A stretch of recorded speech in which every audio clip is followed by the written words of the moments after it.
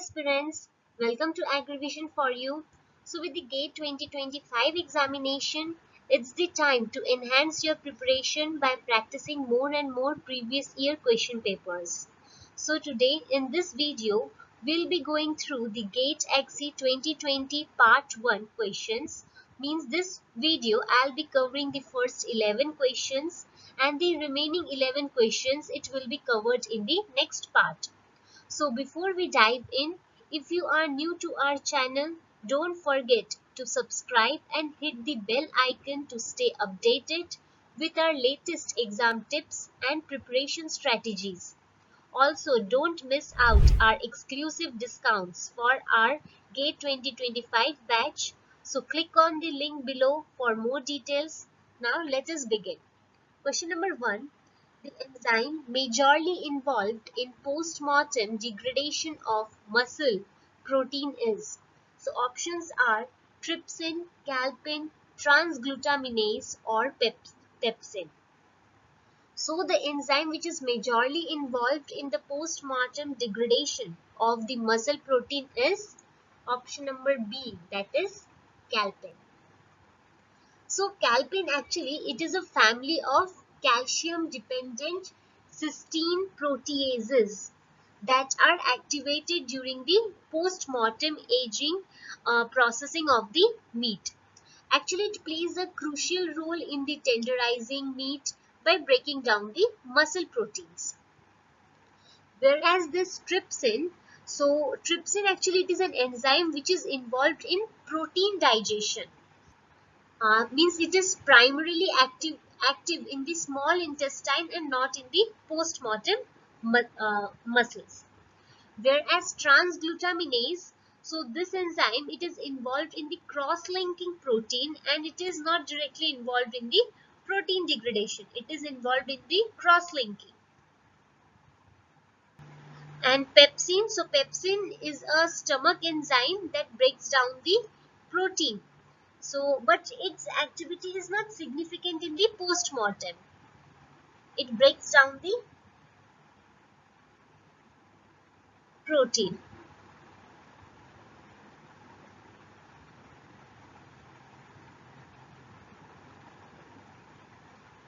So, my answer is calpin.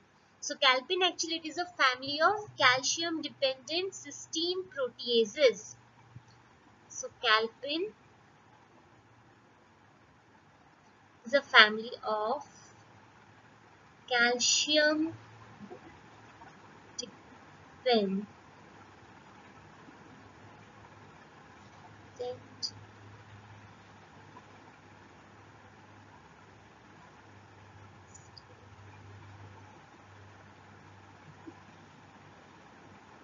So my correct option is B. Question number 2. Which of the following is the correct pair of essential fatty acids? So what are essential fatty acids? We have discussed about this. So essential fatty acids are the fatty acids that our body cannot produce on their own. Body cannot produce on their own. That means it must be obtained through our diet. Must be obtained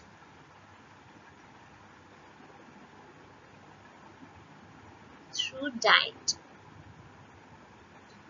Okay, so options are oleic acid and linoleic acid, linoleic and linolenic acid, linolenic and lauric acid, or linoleic or oleic acid. So over here my correct option will be option number B, that is linoleic and linolenic acids. So these two are the acids that are main types of essential fatty acids, we can say.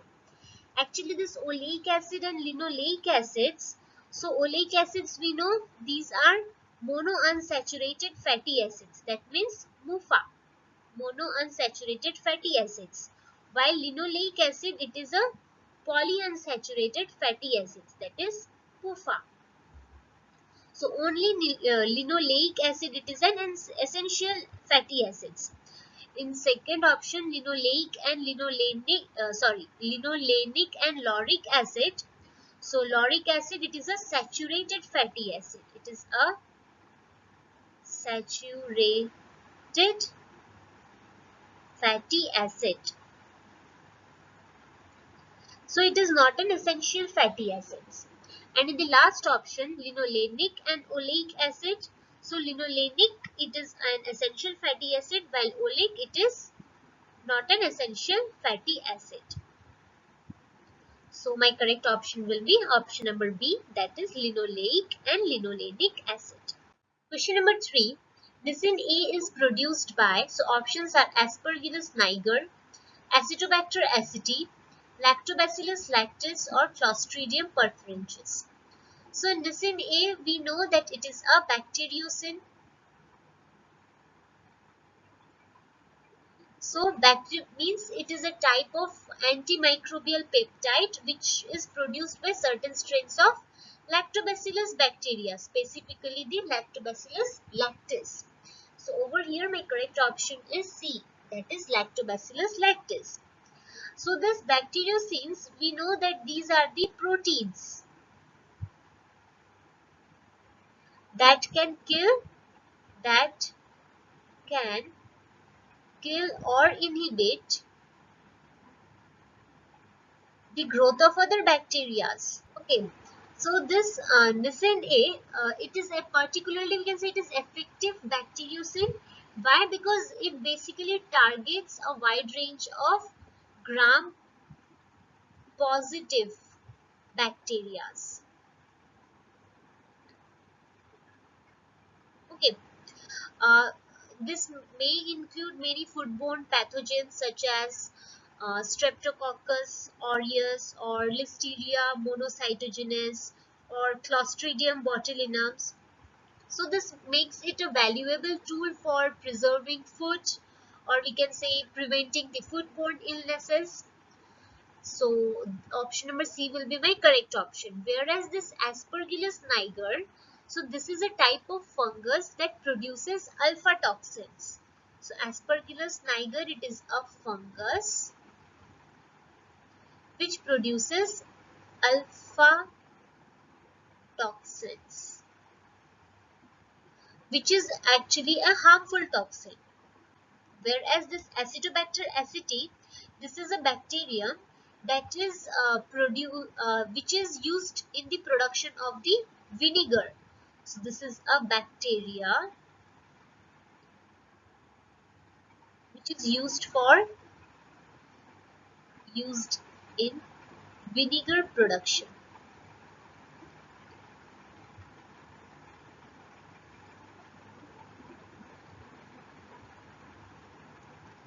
And Clostridium perfringens, this is also a bacteria that can cause food poison, such as like we can say food poisonings. It is main cause for the food poisoning. So over here my correct option is C, that is Lactobacillus lactis.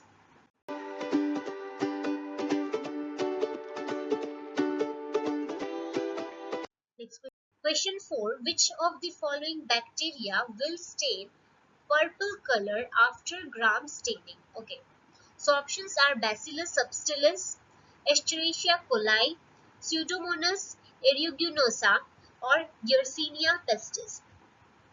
So what is gram staining first? So gram staining, basically it is a technique which is used to differentiate bacteria. It is used to differentiate bacteria based on their, we can say, structure of their cell walls. So it basically it involves staining. So bacterial samples with a dye. So what is the name of the dye? That is crystal violet.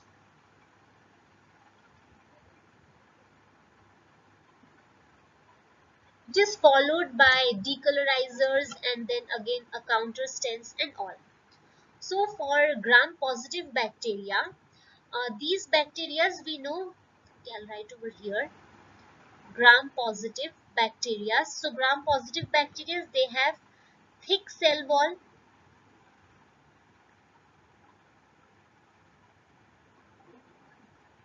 which is made up of peptidoglycan.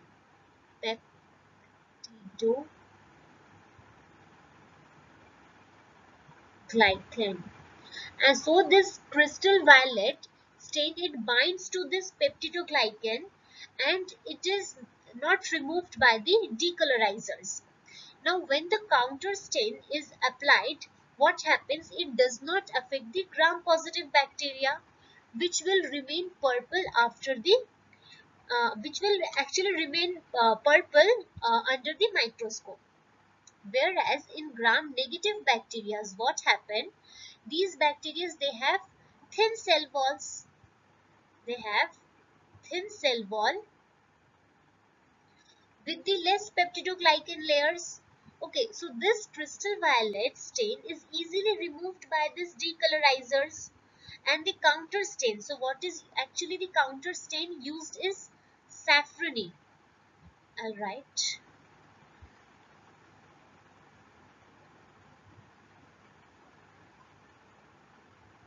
Counter stain used in the gram positive gram staining is safranin.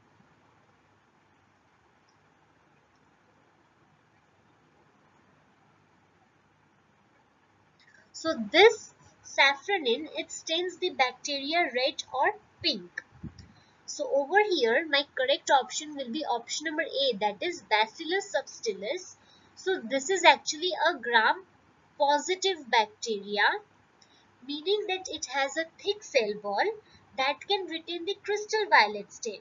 So that is why it will appear purple under gram staining. And the other options, which are Escherichia coli or Pseudomonas aeruginosa or Yersinia pestis, these are gram negative bacteria. These are gram negative bacteria. That means they will stain pink or red under after the gram staining.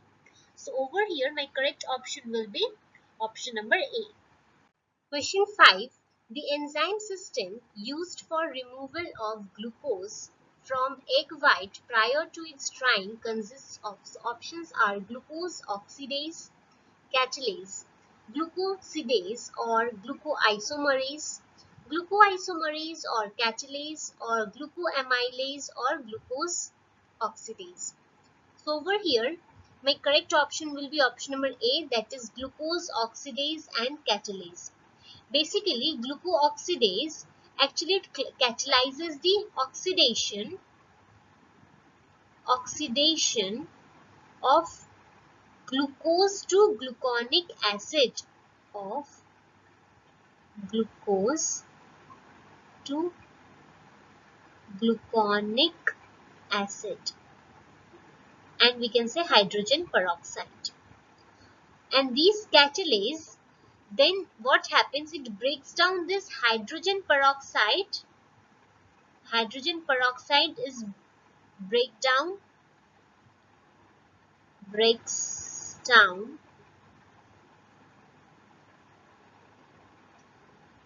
into water and oxygen. So this process is used to remove the glucose from egg white, preventing the browning, and it extends the shelf life of the dried product also. Whereas this glucosidase and glucoisomerase, that is option number B. So this glucosidase, basically it breaks down glucose into smaller sugars. So glucosidase, it breaks down glucose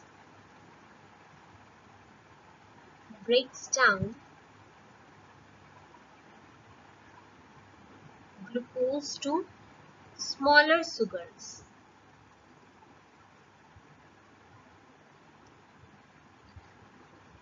While this glucoisomerase, it converts glucose to glucoisomerase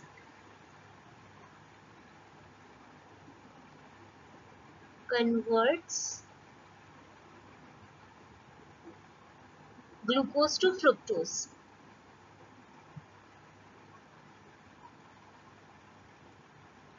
So these enzymes are not used for glucose removal in the egg white.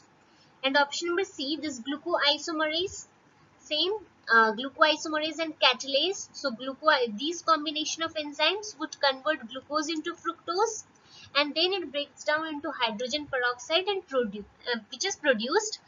So, but it would not remove the glucose from the egg white. And in option number D, that is glucoamylase and glucose oxidase. So what happens? Glucoamylase, it breaks down starch into glucose, which would be, we can say, a counterproductive in this case, but glucooxidase would still remove the glucose, but it would be less efficient with the presence of this glucoamylase. So over here the most correct and the appropriate answer will be my glucose oxidase and catalase. So this enzyme system effectively removes the glucose from the egg white. Even it prevents the browning reaction, as well as it extends the shelf life of the dried product. The incorrect pair of the foodborne illness and its causative microorganism is, so options are brucellosis and brucella species, peptic ulcer or bacillus subtilis, bubonic plague or Yersinia pestis, or Q fever and Coxella burnetii. So over here they are asking about the incorrect pair of foodborne illness. So incorrect pair is my option number B, that is peptic ulcer and bacillus subtilis. Because option number A, that is brucellosis and brucella species, so this is a correct pairing, since brucellosis is a bacterial disease which is caused by the brucella species, so often transmitted through the consumption of contaminated milk or the meat. So it is a bacterial disease.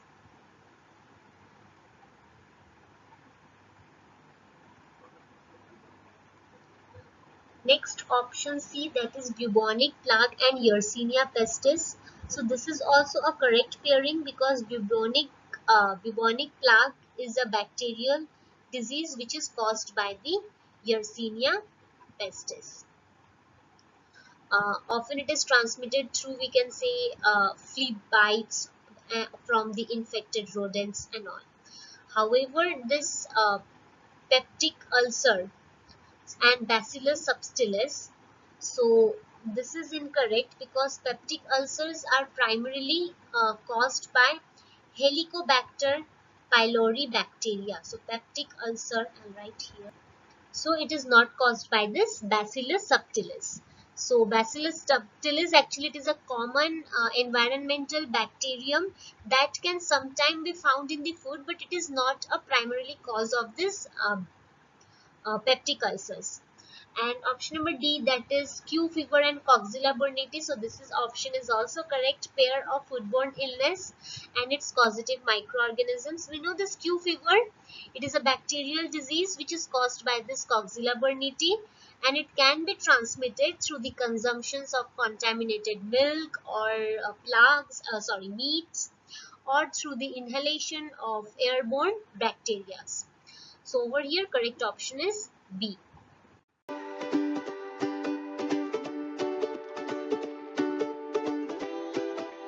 Next question 7. Which of the following is commonly used as a preservative in the tomato sauce? Options are sodium sulfite, potassium sorbate, potassium sulfite, or sodium benzoate.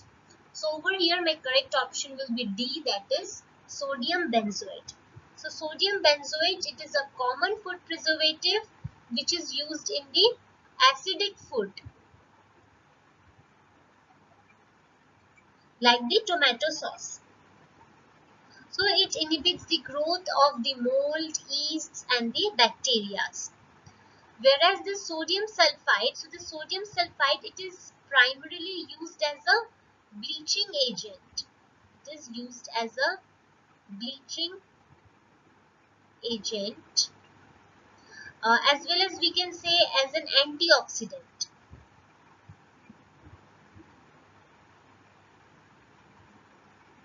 but it is not used as a preservatives in the tomato sauces due to its potential health concerns and all. Potassium sorbate. So this potassium sorbate is another type of preservative in food, but it is more commonly used in jams and jellies, not in the sauce. And so potassium sulfite. So potassium sulfite, it is similar to that of sodium sulfite, that is potassium sulfite. So it's primarily used as a bleaching agent and the antioxidants. And it is most commonly used as, so over here my correct option will be sodium benzoate, so which is most commonly used as a preservative in the tomato sauce. Question 8. The velocity of 2.2 meter diameter fat particles inside a centrifuge running at 600,000 rpm, 20 degrees Celsius, 0.25 mm per second. It should be micrometer over here then. So the velocity v equals to 0.25 mm per second, running at rpm 6000 rpm, and its diameter is 2.2, that is 1.1. So what we have to calculate, the velocity of 1.5 picometer diameter rat particles inside the same centrifuge running at 75 rpm and same temperature will be how much we have to calculate. So let us consider this as A.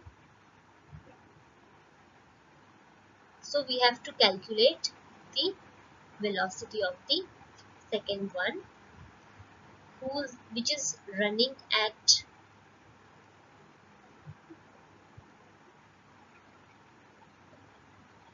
75,000 rpm and its diameter is 1.5 meter, that is radius will be 0.75 meter. So simply we know B, it is directly proportional to R omega square. Okay, so VB by VA is equals to RB omega B square by RA omega A square. Simply put the values over here. VB by 0.25, which is equals to 0.75 into 7500 into 7500 divided by 1.1 into 6000 into 6000. So we'll get the value of VB 42187500 divided by 396 0.25. So VB will be equal to 0.21. So the velocity will be 0.21. Question 9. The initial population of the bacterial strain inside increases from, so initial N naught is equals to 1 into 10 to the power 4 cells per ml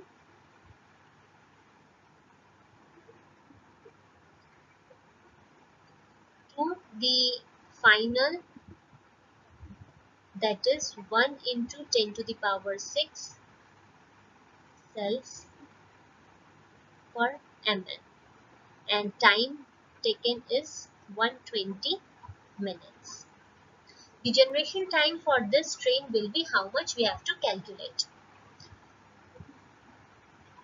So we know the formula that N equals to 3.3 log t minus log n naught. So we'll just put the values. 3.3 into 6 log 10 minus 4 log 10. Hope you got this point. That is log 1 into 10 to the power 6. So 6 came outside, minus log 1 into 10 to the power 4. So my 4 came outside, which is equals to 3.3 into 6 minus 4, that is 2. 3.3 into 2, that is 6.6.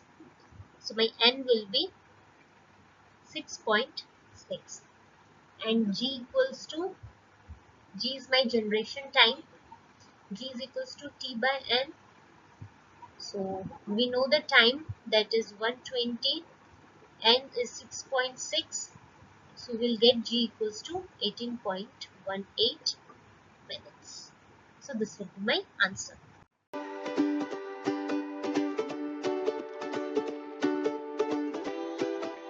Next question 10. Match the protein in column 1 with its food source in column 2. So xanine. So xanine, it is a protein which is found in maize, that is corn. So xanine is 2. Next, glutenin. So glutenin is primarily found in the wheat, Q. Glycinin. Glycinin is a protein which is found in soya bean. And ovalbumin. So ovalbumin, it is a protein which is found in egg. Thus my correct option will be option number D, that is P2Q4R1S3. So question 11. Match the carbohydrate in column 1 with the corresponding enzymes used for its hydrolysis in column 2. So first one, that is pectin. So pectin, we know it is a complex carbohydrate which is found in the cell walls of the plant. So it is hydrolyzed by the polygalactura nose. So P, it will be with 3. Next, lactose. So lactose, it is a disaccharide which is composed of glucose and galactose. So it is hydrolyzed by beta galactosidase. Hemicellulose. So hemicellulose, it is a group of complex carbohydrate which is found in the plant cell walls, and it is hydrolyzed by xylanase enzyme. So it is R. And inulin. So inulin, this is a fructan. So it is a type of carbohydrate which is composed of fructose units. So it is hydrolyzed by beta fructofuranoside. So over here my correct option will be option number A, that is P3Q2R1S4. So with this we have completed our first part of GATE XC 2020. Next part will be uploaded soon. I hope you found this video helpful. So till then, thank you and enjoy learning.